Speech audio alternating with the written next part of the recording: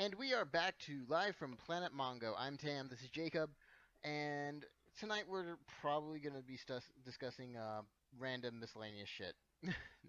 Not really, but tonight we're probably going to be discussing The Haunting of Sharon Tate, whose trailer recently dropped, Brightburn, which was announced some time ago, and we're also going to be discussing the Voltron cartoon series on Netflix, which Jacob has only recently seen. Which I will mock him for the rest of the episode. Man, don't even start, because I lost an entire day to watching all 8 seasons of that show because of you. 8 seasons. What's sad is I haven't finished the series yet. I know what happens, but I haven't I finished the haven't series finished the yet. entirety of the series. I literally have 2 episodes left on season 8. But Oh, goody! I get to hear his screams of anguish 3 days yeah, later. well, I kind of have a feeling it's not going to have a happy ending, and that they're setting it up so there's going to be new people to take over the Tigers.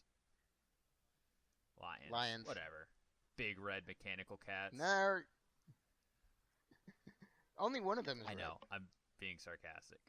Well, I mean, well, okay, let's get the other stuff out of the way, and then we'll dive into that, and I'll speculate. I'm being a pedantic dick to Jacob. Well, yeah, what else is new? Before we get into anything, I started watching Creeped Out on Netflix, which is a children's anthology series, but it's a horror anthology series. And it kind of reminds me of R.L. Stine's A Haunting Hour, Goosebumps, stuff like that. It really has that Are You Afraid of the Dark vibe. And so far, it's really good in the way... So basically, it's a step up from all those things. Ha ha ha. Yeah, it doesn't have happy endings, which I appreciate. It has that really loose interpretation. Oh, not loose interpretation. Like something bad happened at the end, so to speak. Just like on like the original Goosebumps used to be. Yeah. Or like the end of Animorphs, which I will never, ever, ever, ever let go. I mean, that's fair. I'm really surprised though that they haven't released Animorphs on Netflix or any of those other streaming services outside of like a paid thing, because Jesus, that would do well. Literally any of those old shows. Well, okay, so here's the thing about this. I actually recently discovered that Amazon had had Animorphs on digital, and you could buy each season for $2 a piece if you are so willing to basically go through that shit. So here's the thing, though. The Animorphs TV show was not good. Yeah.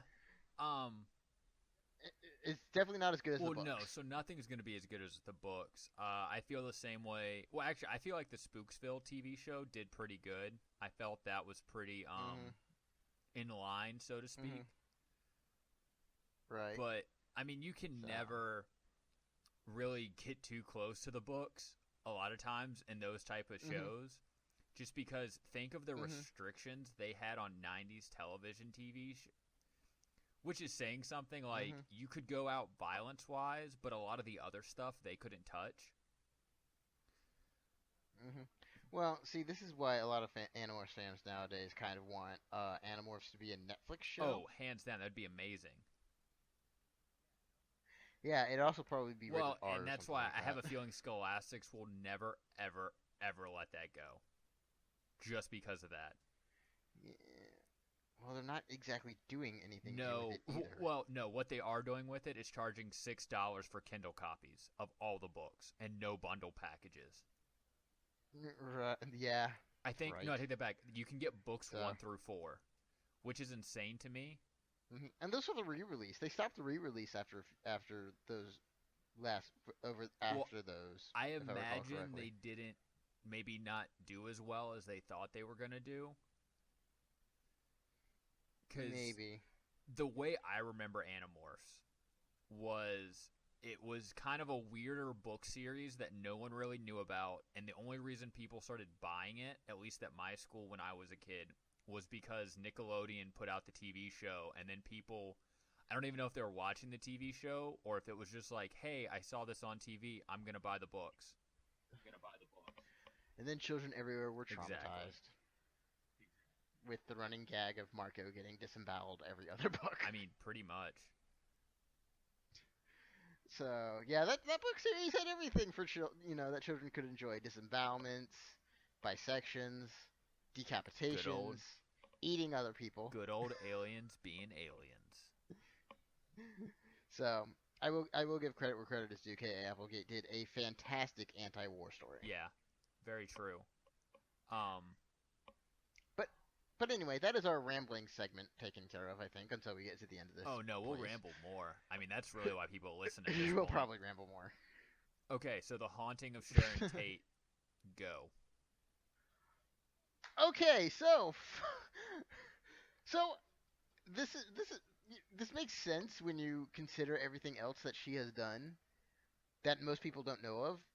But Hilary Duff is starring as Sharon Tate in the based on the true events of the Manson murders.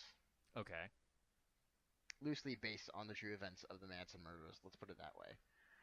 There are a couple of different things going into this. There is the fact that the Manson murders are what 50 years old at this point, 40 Well, years yeah, old and at this point. Manson died last year, so I think it's kind of a, Manson and I died. think Yeah. now it's a free for all because I've noticed there's been a lot of Manson movies being made this year. 3 to be specific that I know of. I don't know what the third one is, but the other one is a Quentin Tarantino film with Margot Robbie as Sharon Tate.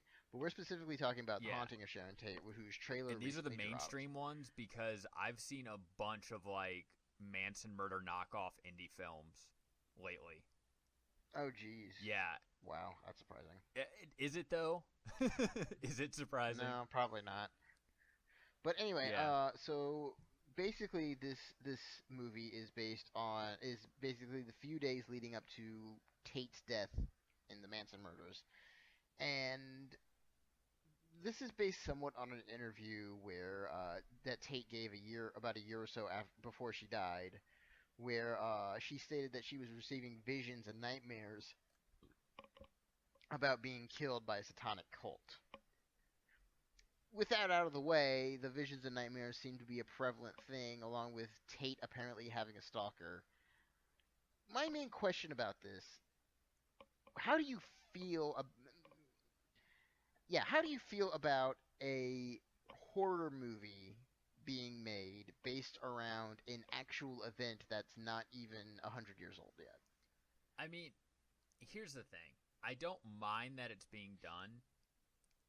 I think it's going to be interesting to make it scary since A, we all know what's going to happen, and B, it seems like, I mean, think about it. She can't live through, you know what I mean?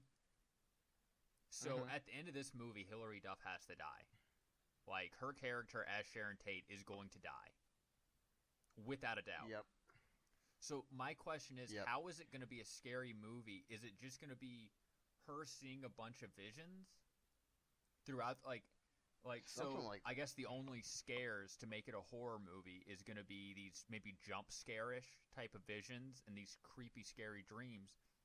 But I think it's going to be hard for them to make it. I'm going to be really interested to read the scripts when it comes out because, I mean, that's got to be some really solid-ass writing to get that kind. Yeah, well, to pull off right, and to also attract that kind of talent, because there's no twist ending. You know what I mean? Like, they're going to die. Yeah, everyone going to this movie is gonna sit down in that theater and know exactly how this movie's gonna end. Unless you've been living under a rock and have no idea who Charles Manson is, in which case, spoilers. Spoiler alert: they die. My real concern is the other problem I'm thinking about is that we made the Titanic, yes, but the Titanic happened what 80 years, 90 years before we made that movie, before James Cameron made that movie, and like I don't know. Do you think enough time has passed by? Is this a too soon situation? Sharon Tate's sister is obviously not pleased. No, but here's the problem with it. I think it might be taken as disrespectful because this is the only film I think that's named her. Does that make sense? Yeah, and it's got a clear focus because on there's Tate. been a literal shit ton of movies that have come out from then to now about it that have they'll name Manson, they'll name the cult members and stuff, but a lot of times And a lot of times Tate herself is like a blip on the radar. exactly, you know what I mean? There's usually not a I don't know, even the ones that are they're the Manson family but they don't name them the Manson family type of Mhm. thing. Like those Mhm. movies. Mhm. So yeah, I think it's going to be interesting, and maybe it is. Maybe it is because there are still surviving relatives out there. So Mhm. yeah, I don't know. I always get weirded out when I I love horror movies, but when they're based on these true life events, it always does kind of weird me out when big studios decide to make the movie and then kind of make it out as like they're doing something good. You know what I mean? Even though Yeah. what was that other movie that got made? Oh, the one with the Amityville Horror, where the kids were like, Right. "Hey, please stop, listen, Please stop making none of this these. happened." Like they all came out and they said, "You're literally like every time you do this, it ruins our fucking lives." And the studios were like, Yep. "Well, fuck you and Blue Skidoo." And it's like, Mhm. man, And yeah. I mean, did we Mhm. need? Do we still need Amityville horror movies? Does that make sense? Like we know, unless Yeah. you've been No, yeah, we don't need any of the unless horror you've been movies. living under a rock now for the last 40 years. Same thing as the Manson thing. It's a hoax. Everyone involved has come out, Mhm. but the Warrens, and said it was a hoax.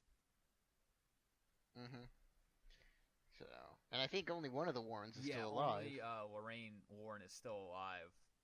But listen, you know, I don't have any ill will out for the Warrens in any way, shape, or form because I think they're very savvy business people and they're just real P.T. Barnums. You know what I mean? They're out there, they're entertainers, Mhm. and they do it well. Uh huh. Yep. I'll be honest. That's pretty much the only reason I still watch the Conjuring films because I like the stories and I like the writing, and I think they're decent movies. Exactly. Like, listen, they knew what they were doing. Everyone was an adult in that situation.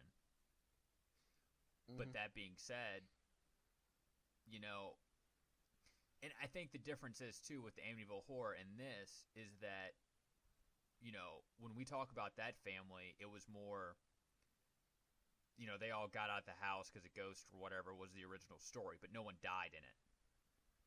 Whereas, Mhm. And like even and like even the deaths that did happen in the movie, they're not the focus.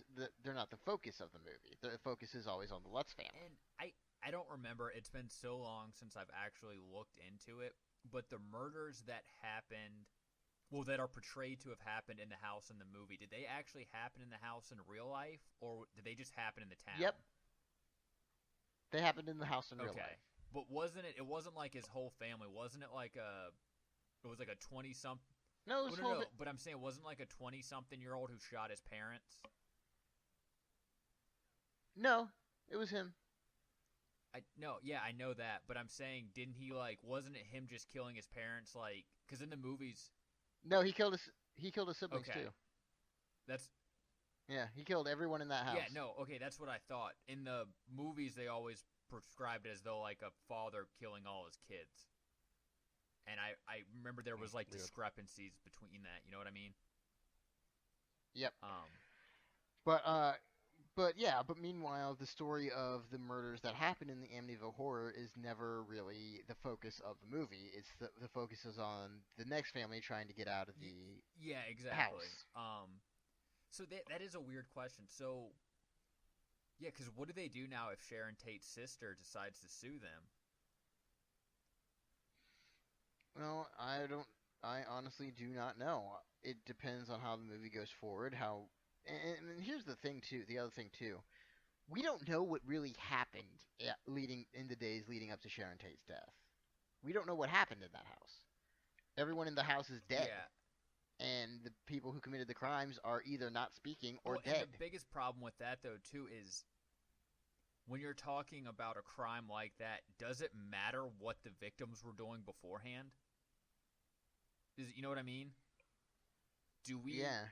So, well, this movie is focusing on the victims Well, as and well. see, that's kind of the weird part because I mean, I don't mean to sound callous, but when you're talking about movies like this, that's really not the most interesting part. You know? Mhm. I mean, I don't know how to put that like better, Mhm. but just like in Yep. a horror movie, we tend to follow the monsters and then the victims. Mhm. This time we're just following the victim all the way up to her death.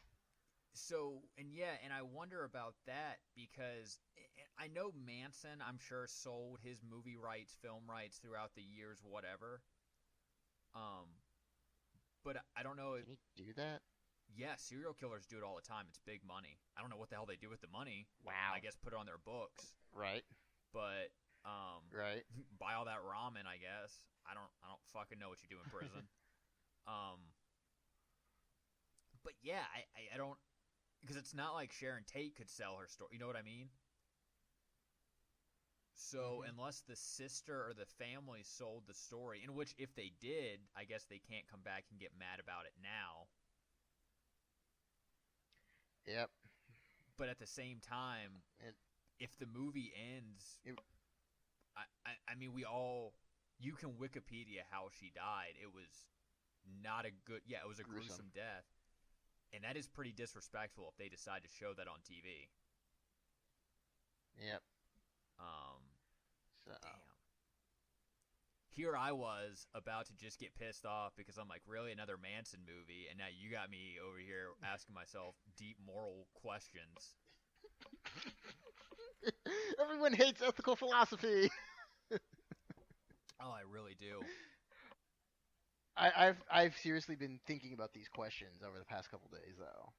Well, and now it makes So. sense that you wanted to talk about this because when you first brought it up, I was like, yeah, okay, whatever. Like, it wasn't a movie Yeah. I was following. It wasn't one that was really on my radar because I've heard the Manson story Mm-hmm. so many times. You know what I mean? Yep. And the thing is that I love Hilary Duff. She is a fabulous actress. I don't think I've seen her in Uh, anything since Disney. she was actually doing a whole bunch of indie films for a Okay, little while and receiving like really great critical praise for them. gotcha. So, um, I'm probably gonna go ahead and see this just for the fact that we're probably gonna have to review it anyway Yeah. when it comes out. Uh, but I did want to stir up these questions, just something to think about in a lot of ways. Whether you go to see a movie or not, is this ethical or is it just schlocky? Maybe it'll depend on how the movie is played out. Oh, man. I wonder if they're almost doing that for an advertising angle, though, too, because, I mean, let's be honest, controversy is a pretty good thing for a movie. Mm-hmm. But Mm-hmm. if they are, So God, that's kind of shitty. yeah. So now, granted, Duff has gone on record as stating that she is doing this movie in honor of Tate because and I don't know her reasoning. I don't remember the full quote, but she's basically she does it. She's doing it because she views Tate as a strong woman and wants to tell her story in some way, shape, or form. Then do a movie about her life in which she doesn't get, you know what I mean? Yeah, Do a you biop know, or whatever they call that. Isn't that yeah, what they call that? yeah, biopsy. Do one of the I don't think is they that call. what I they don't call think it's a that? Anyway, biopsy. I think it's a medical term. Oh, what are those? yeah, that's a What are medical those term. biography Biopic. biopic? That's it. Biopic? Yeah, you know what I'm talking about. Do one Because of those. Talk about her time on that one horror film or or yeah, something like that. exactly. Talk about that. Talk about her coming up as a young actress, model, all that stuff, and then leave off before she gets murdered by Manson. If you want to do that, if that's the route you're trying to Yeah, take, yeah. So, yeah, that's gonna be interesting. And I'm really surprised Twitter hasn't freaked out over it yet, because that seems like something up Twitter's alley. yep. So, man, this discussion got really heavy. Yeah. Well, like, and it's the more I think about it, the more I'm just like, damn. I am a little upset that's being made now. Yeah. Um. Well, let's try to shift gears into something a little bit, well, well, not exactly brighter, but Brightburn. There's no way I could have segued that any better.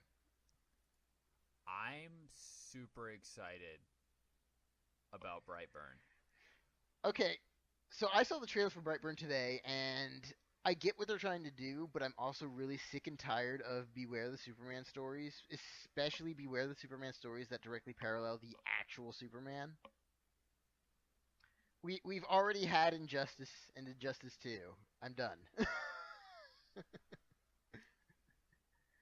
uh, so I mean, but I will admit the concept of a superpowered individual being told he will be doing great things, deciding screw all that, I'm going to do what I want is kind of interesting. Yeah, I don't know. I think it's an interesting term turn for that. I've always really liked the idea of just a batshit evil Superman. Mhm. I'm not a fan of evil Superman. I will be completely But honest. so, but I have the same problem with this idea that I have with the idea of Superman. Is it fun to watch something that you know can't be destroyed? Well, okay, that is technically a fallacy because Superman can be destroyed. First Yeah, of all, but unless you have a stash of kryptonite, which comes from a different planet, you're kind of shit. or you're a magic Oh, user. okay. So you either have to be an intergalactic traveler or a wizard to kill Superman. Maybe. Well, you could also there's red solar radiation. Okay, but to be fair, we also don't know which rules James Gunn is going to be playing by in his version. That's true too. But I honestly do have a Superman episode in mind for this podcast, and I will hold off on all my Superman related shit until then because I have a lot of feelings about Superman. I love Superman. Um, it also should be noted that Wonder Woman has beaten Superman every time they fist fought. Somebody cared out there for that. Somebody. I'll be honest. I'm not a fan of Superman. I think he's ridiculously overpowered. Um, uh, I just not a fan of. I'm not a fan of the Superman. That's what I'm saying. Let's wait till we get to my Superman episode, and I will convince you But I otherwise. am a fan of There's Brightburn. a reason I love Superman. Brightburn does look interesting. It's again, I'm just sick of Superman is supposed to be the symbolic character of hope, and I'm really tired of this idea of super strong man doesn't really do things for the good of the people type shit. I'm really sick of it. So what I like about it is I like the idea of this. He's not a hero. He's a serial killer type of thing, and it also seems Hmm. like he's not an adult. From the trailer, at least, it looks like we're gonna be Yeah, dealing he's with like a superpowered child. yeah. So basically, we're dealing with Superboy Prime. And what I'm wondering with that though too is because in the trailer it kind of seemed like I don't know, it seemed a little Halloweenish in the way that he was sneaking Yeah, around, which is kind of the yeah. opposite of what we know of a Superman-like character. Hmm. Well, like I said, he's like Superboy Prime, who murdered like three Teen Titans. Okay. So I don't remember if you recall that story. Not off the top of my head, no. I'll explain it later. There is one aspect of this trailer, of the Brightburn trailer, that I do love, though. They. Because there's a bit in the trailer where it goes from the magnificent director of the acclaimed Guardians of the Galaxy. And I'm like, oh, that's a nice giant middle finger to Disney right there. Yeah, that's kind of funny. That's legitimately great. That's great. That was a great moment. But yeah, we'll probably go see that when more information comes out about Brightburn. We'll probably talk about it more. We did have more to talk about the Sharon Tate thing just because of what it's scratching than Brightburn, obviously. Yeah, I mean, here's the thing. I'm really interested in Brightburn, but it's also one of those movies that I can see either being super popular when it comes out or just completely falls off the radar. Yep, one of those two. The only other horror movie I think I'm interested in, actually, there's two horror movies I'm actually genuinely interested in. I'm interested in Jordan Peele's Us. I am interested in that. I'm also really interested to find out what's going on. Are they moving forward with Jordan Peele's Twilight Zone? I think they are. Because I think they're still moving on with that. Because the last time anyone tried to do a Twilight Zone reboot, they had Joe Hill write it, and then that got passed on. So yeah, and it had kind of gotten to the same stage because I think now Joe Hill's Twilight Zone stories are being they were reprinted in a book of scripts, which was actually pretty good, and now I think they're becoming Lock and Key comics. Ah, okay, that's where I heard that name from. I love Lock and Key. But anyway, well, Joe Hill, is also Stephen King's son. Mm-hmm. Oh, that explains so much. He just writes under the name Joe Hill to kind of distance, which. Yeah, because of that. That's. I mean, it makes sense though. I mean, if you're any type of artist, you want to be able to stand on your own 2 feet and not, have people like, oh, this is Stephen King's son, so it must be good, And I would say, from his success, that he is a good writer in his own right. Yep.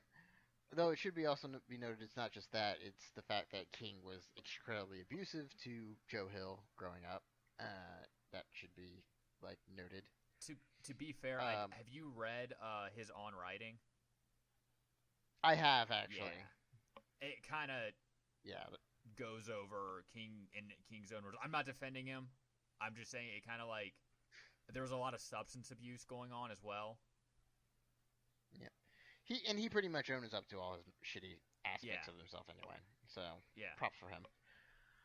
But the other horror film I'm actually really interested in is Happy Death Day to You, which I know Jacob has not seen. The first one. You need to see the first one before you watch this trailer. Oh, well, I've seen the trailer, so I understand it's the direct sequel to this movie that I didn't even realize was going to be a series. I think it's just going to be a 2-parter, 1-part, 2-part. Dude, I saw a commercial for this movie for the first one when it was, I think, coming out, and then I never heard anything more about it, so I was like, damn, must have sucked. Apparently it was pretty good because they're making a sequel. Yep. I actually saw the commercial for the original Happy Death Day, and I'm like, okay, I gotta go see that because that looks fun. Well, yeah, I like the Groundhog Day style plot, so it's definitely something I'll check out. It's great. I have it on Blu-ray. Nice. But so for all of you who, so spoilers for the original Happy Death Day. The concept of Happy Death Day to You is that after Tree survived her Groundhog Day loop and caught her killer and killed her killer. Nice. She winds up discovering that someone else is going through the Groundhog Day loop, and then she has to go through it again to figure out why it's still happening. And she has to so basically, this movie is actually going to explain the time travel conundrum of why she keeps going in Groundhog Day. So what you're saying is there's going to be a third movie. I don't know yet. I haven't seen the movie. Usually when there's a movie with that many questions, it becomes a trilogy. And then in the plot twist, and then there's gonna be an after movie stinger, where Tree is just wandering around and something else is going on, and we hear a verp, and suddenly it's the TARDIS showing up in the middle of the campus or something. Or no, surprise, bitch! It's a Doctor Who crossover. I always like that scratchy lettering, and sometimes they come back. That really ominous. If we get the funding, there's going to be an 8th movie type deal. Oh God! This is gonna wind up the new Scream. You know what? Watch. This is the Happy Death Day is gonna be the 21st century version of Scream. I look at it like this. I like Hell House LLC. I like a lot of and this is a bigger budget than obviously Hell House LLC, but I really like that more people are thinking seriously about making horror series because we really just Hmm. don't have that many. You're right. Actually, I mean, the last time horror had some sort of franchise, actual quote unquote franchise going on was around the 80s, I think, with the slasher Well, I mean, genre. and Freddy, Jason, Michael, etc., the etc., closest etc. we've come to since then is like Saw and Final Final Destination. Destination, obviously. Well, Scream tried. Scream tried, but was Scream horror or was Scream was like meta horror or whatever you want to call that? Yeah. Yeah, it was that meta horror humor. That kind of thing is still in Happy Death Day as well. Yeah. Which I'll be honest, So, I really like. I like horror that doesn't take itself super seriously. yeah, it was legitimately great. I laughed. It That's was what's up. great. Uh, so I actually highly recommend it. You need to see it still, and we'll probably go ahead and do a full episode of that because that's just a lot of fun. Yeah, I'll see if I can't rent it or Uh, I'll try to find it on Shudder or something. yep, yep, yep. So anyway, so I guess now we are going to the main meat of our episode tonight. Can we Voltron. never call it the main meat again?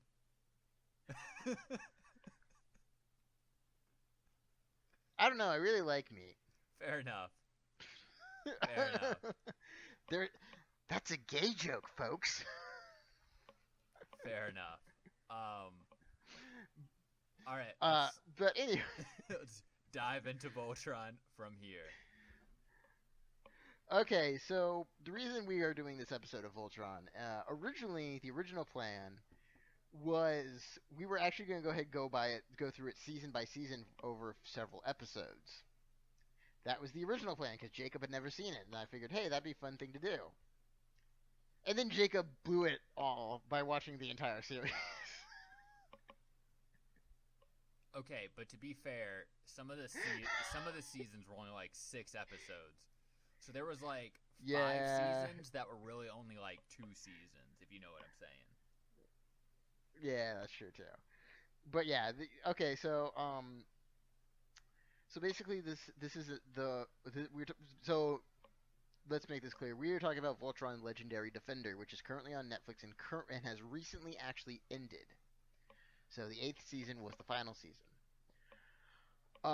So basically the story is these what five teenage military characters stumble across a conspiracy where these mechanical lions are hidden across the universe and are trying to reassemble them in order to fight against the Galra, an alien species called Galra. Joining them is, of course, Princess Allura from Altea. And if you've basically seen the original Voltron, you basically know what this series is about. Now, granted, what is nice about this is that they kind of took the characters instead of doing like a faithful recreation of the original series, which probably would have failed Yeah. on its face. They kind of went the route of Brian Michael Bendis and the Ultimate Spider-Man series and basically created an alternate retelling of these events with and with a few nods and nice with a little few nods and mythology gags towards the original Voltron series, which I haven't seen all of. So if you're wanting me to poke those out, I have no clue. Aside from one or two things. Um, so straight off the bat, let's go ahead and start talking. What do you think of the overall? What did you think of the overall series in general? I think it started slow and then I got super obsessed with it. So that's always good.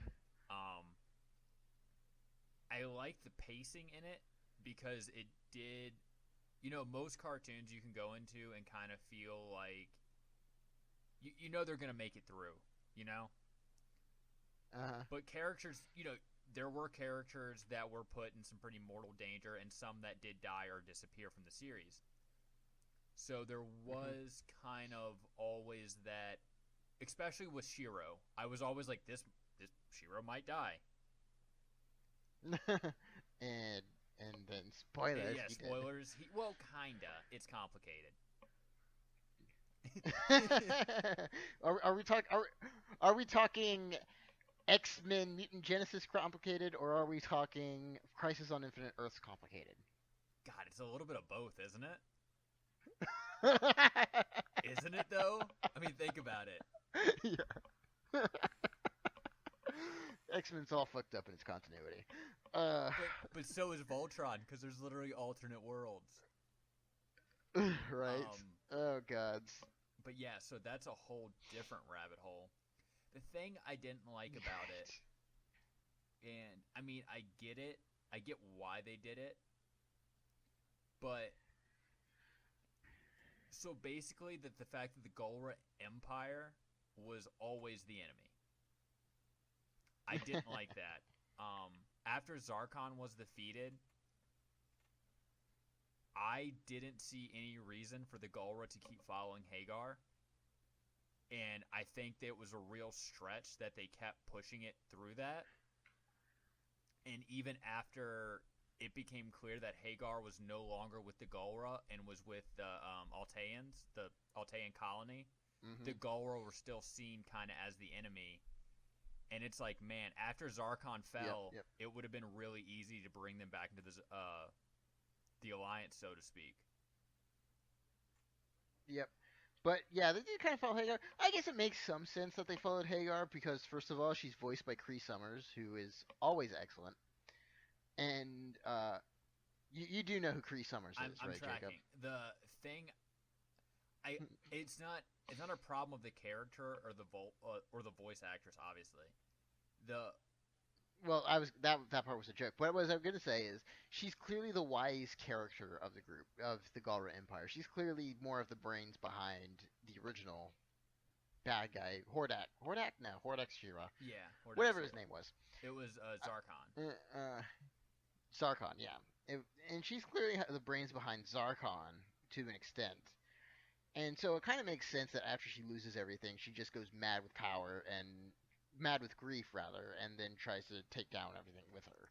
Well, no, so, and I agree with that. I just don't think it made sense to make her the main enemy constantly, or to make, because honestly, after Zarkon fell, there was character.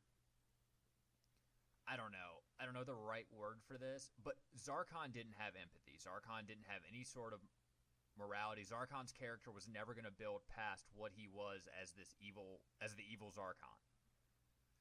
Whereas Lotor and Hagar, especially when Hagar becomes Anorva again, they could be reasoned with. You know what I mean? Yeah, but I see what you mean. It was more of it felt really pushed like, hey, we need a big enemy, and this is the easiest way to push it.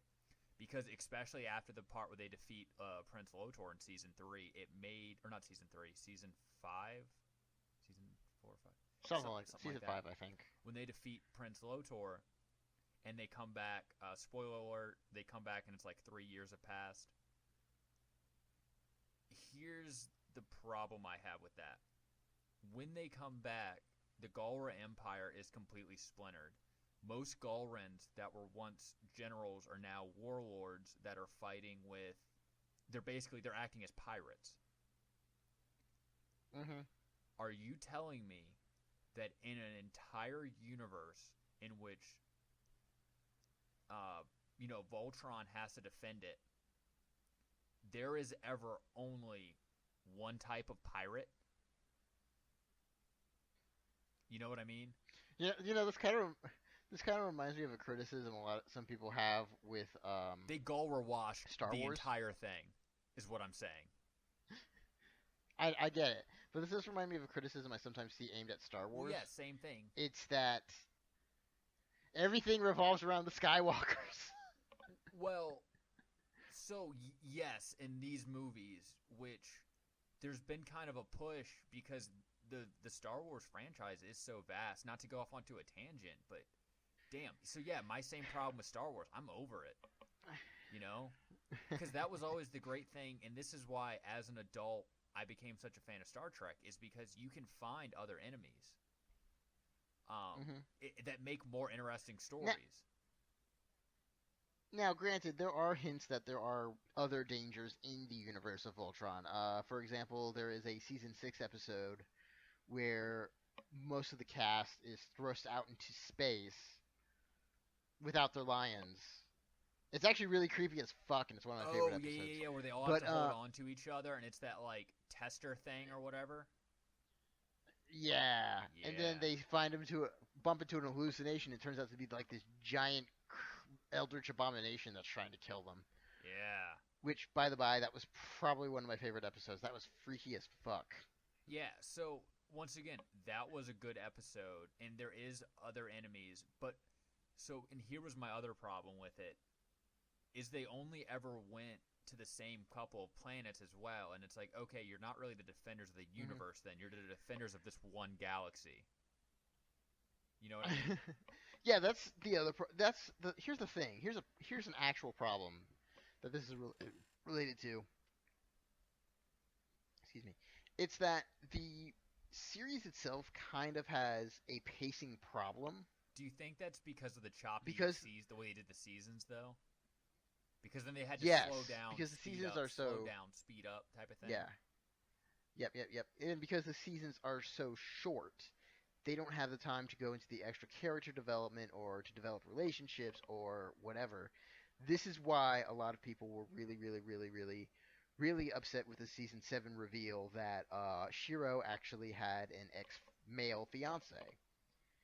And um, the character, Adam, the male Shiro's fiance, Adam, gets Gwen Stacy'd But I so feel like hard. all the relationships do because they like literally brush over the entire fact that I can't think of their names. They weren't Galrins, but they were the other two generals of Lotor.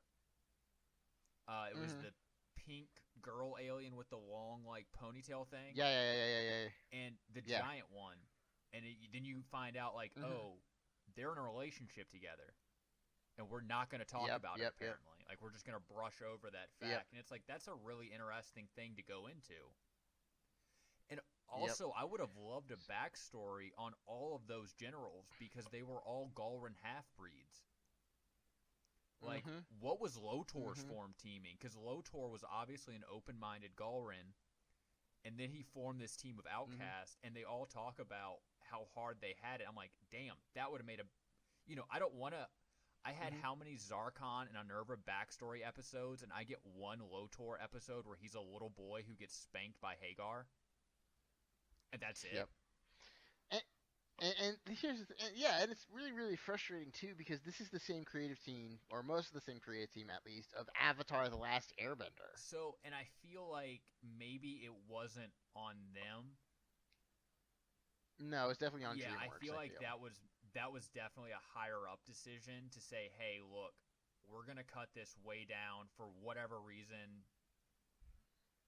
because Hmm. cuz I don't know, you know, but if I was to Hmm. speculate the reason the seasons were so crazy, I think they put out the first Hmm. season and that it had a bunch of episodes cuz they were trying something new, didn't get the results they Hmm. wanted, put out 6 seasons, put out like the 6 episode seasons, and then when that started picking up, they put out a 13 episode season, but then the numbers weren't the same, so they went back to the old. You know what I'm saying? Like it seemed like they just kept going back and Yeah. forth, kind of reacting Yeah. instead of just letting it grow out naturally,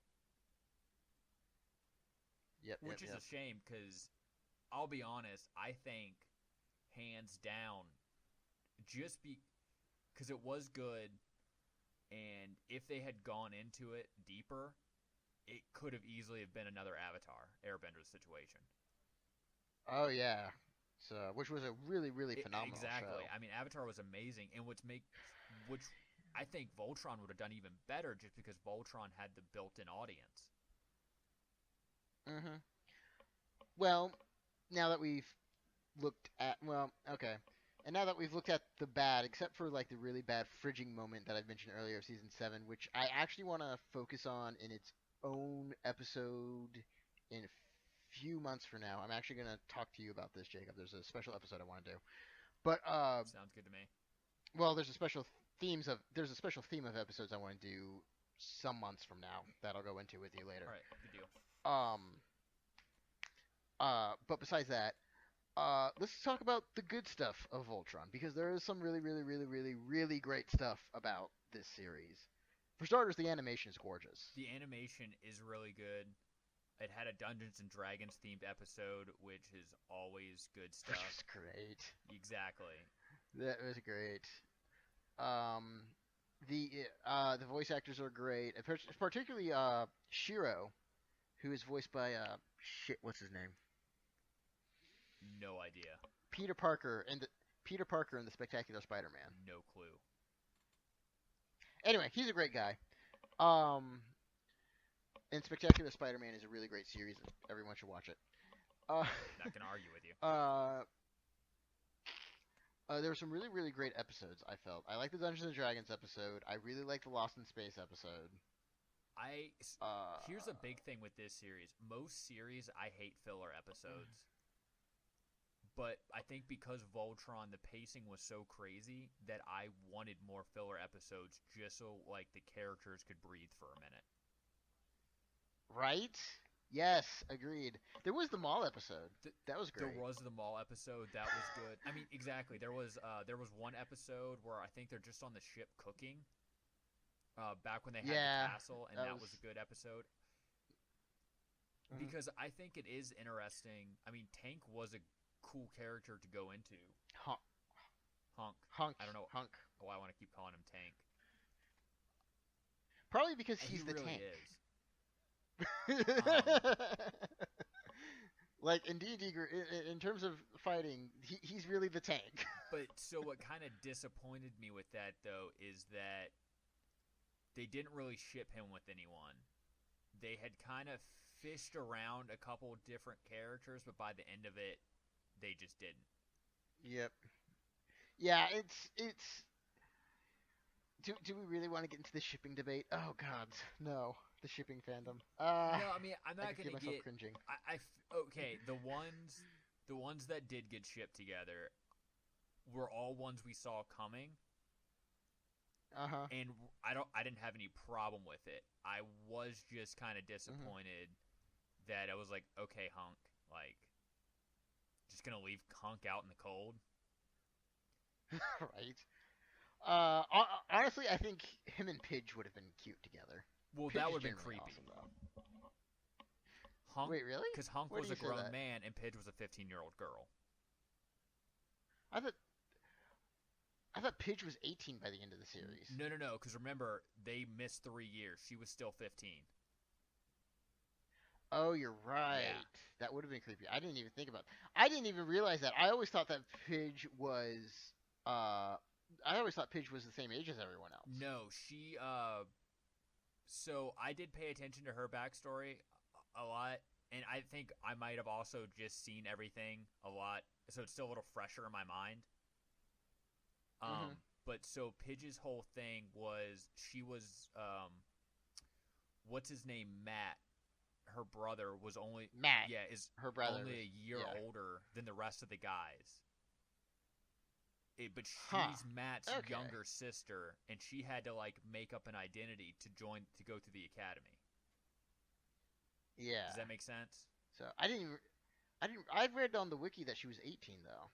There's like an official wiki or something. So I'm sure technically, yes, by Earth years, but do we go by that? You know what I mean? Like that's a good. That's question. like a real That's gray area because. Sure, I guess maybe legally on Earth that is, but they missed 3 years, so psychologically she's still 15. And also, I always got the vibe that Hunk that was more like they were friends, and also to Hunk oh yeah, definitely. I feel like everyone kind of saw her as like the little sister character. That's probably true too. And I also want to point out that it's never gone into, but we also never really get any sort of feeling that Pidge would even be interested in men. Oh, so okay, that's fair. I mean, you don't know. I mean, to be honest, Pidge comes off asexual. You think so? She doesn't really. The only thing she shows any type of emotion towards is like robots. That's no. I'm not gonna go into that. Yeah, let's not go too deep down the rabbit hole. But I'm just saying, like, she doesn't seem. Geez, we're talking about shipping. This is really awful. I know, but I'm just saying this is where it's gotten to. But I'm just saying, like, it doesn't. There was nothing in all 8 seasons that made me say, you know, who's gonna date somebody in this series? Okay. Pidge. Yeah. Okay, so let's go ahead and bring up the notch in quality. Let's actually talk about the characters real quick because the characters were really great. They were balanced, and I like that. I think they were. That was the best part of the whole series because it reminded me, like you said, of Avatar in the way that every character complemented the other character. Mm-hmm. Allura is like the Team Mom group, which kind of brings her to mind Katara, really, in a lot of ways. Exactly. Lance is the supposed lady killer. Keith is the emo boy. Shira's the leader. And Hunk's the comic relief, which is actually really funny because Hunk is actually my favorite character of the entire group, and that's rare for me to really enjoy the comic relief. I think in this one, I really liked Keith. Yeah. But and going back to that, I was really disappointed that I didn't get more episodes of Keith's adventures with the Blades of Mamara. I think they actually covered that in the comic book. Well, Netflix needs to send me that comic book. Right.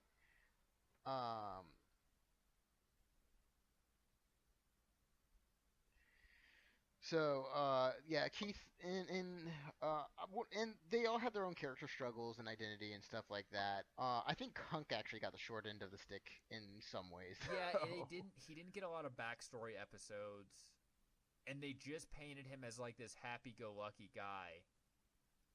The only time that he kind of got a different character shift was when they got home to Earth, and God, I wish they had gone in more on that. Because that's when you kind of get to see that, hey, you know, Hunk loses his cool. To him coming. But like I said, this is kind of the fault of how the seasons are set up. So. And. But. What I also found interesting about Hunk too, why we're talking about him, is that out of all of them, he didn't want to be there. You're right. He did not. He wanted to go home. Yeah. And that was his major character story arc in the first season. And he eventually kind of wised up and said, "Hey, I'm needed here." Well, and it comes back to it in the 8th season or the 7th season when they first get back to Earth, and he says, "Hey guys, you know." He kind of fishes it out there, and everyone gets really disappointed because he's like, dead serious, you know, we're gonna find a new person for the Yellow Lion. And then all of a sudden, and then they never do. Well, yeah, because as soon as they're close enough, they get the frequency that, hey, Earth is under attack. But I thought that was really interesting. Poor Hunk. Because a lot of these shows, and then they don't go into it. But I mean, I think that shows a real. That's a real character. You know what I mean? I think I have more closure at the end of Devilman Crybaby. Well, I'm just saying because a lot of these, especially Avatar and all of these shows, it's usually a group of young people fighting a giant war, and they're really eager to do it. But I think it shows more depth of character to be, like, hey, this is dangerous. People die, and I just want to live, whatever. Yep. And honestly, it kind of reminds me of Animorphs in a lot of ways. Oh my God, Hunk is Marco. I hear they ended the same way too. No! Don't say that!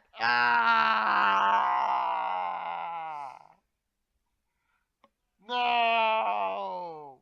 Yeah. No! If we've learned anything, fuck you! If we learned anything from Voltron and Animorphs, if friendly aliens come to Earth to ask you to fight their wars, you say no.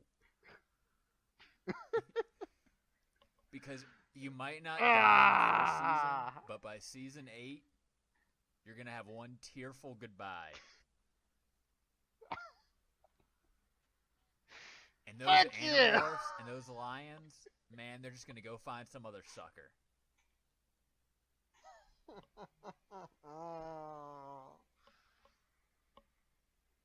I mean, it's true. I hate you. It's true. Okay, we're officially ending this episode. It was a good parallel. The greatest Uh, part about that is people are gonna like Wikipedia what happened to Marco and Animorphs, and now they're not gonna finish the Voltron series.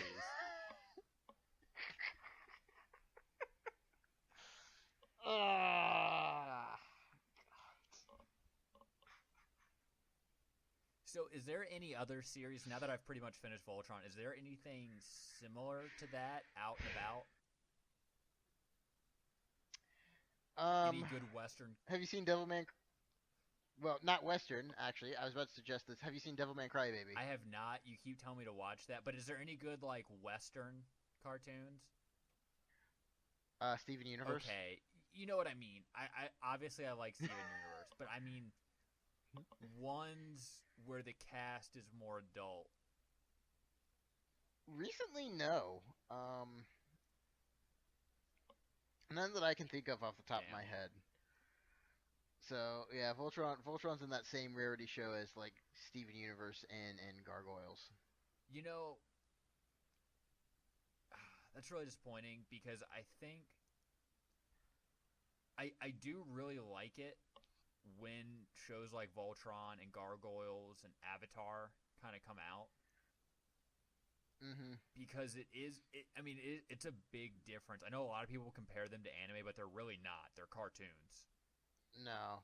Yeah, they have their own style that's much more similar to a Western style than it is the Japanese And style. I'll be honest, it's becoming a style I prefer mostly because it doesn't fall into the same tropes. Like, I've noticed a lot of times, I guess because anime is so prevalent and there is so much of it, that it's just like a sitcom, right? Like, it's very easy for those Mm-hmm. writers to do the same things other shows are doing.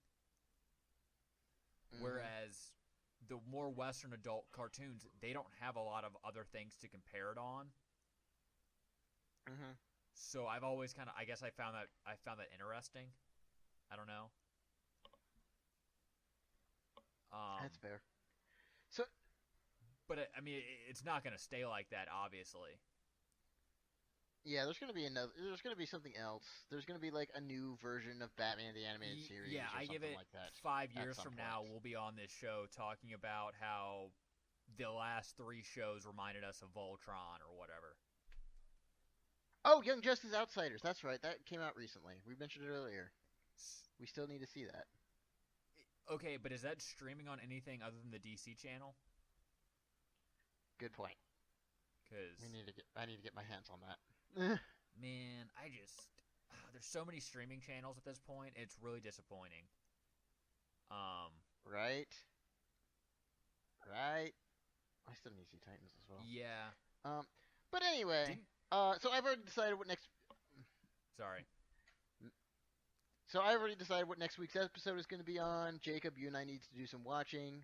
Next week we will talk about. Well, actually, next week we're talking about Bird Box Yeah, we're talking about Bird Box. and Are we gonna look at Bandersnatch? Bandersnatch. Yeah, we're going to talk about Bird Box and Bandersnatch. And if we have time, I actually want to talk about Devilman Crybaby and Goblin Slayer, my two favorite anime of 2018. I will nod along while you talk. I probably won't be able to get into it as much as you have, but I will try. You can finish Devilman. You can finish Devilman Crybaby in a day. Oh, never mind then. Yeah, I'll be up to speed. All right. Yeah. See you guys next week. Yeah. Have a nice one. We are up, over, and out.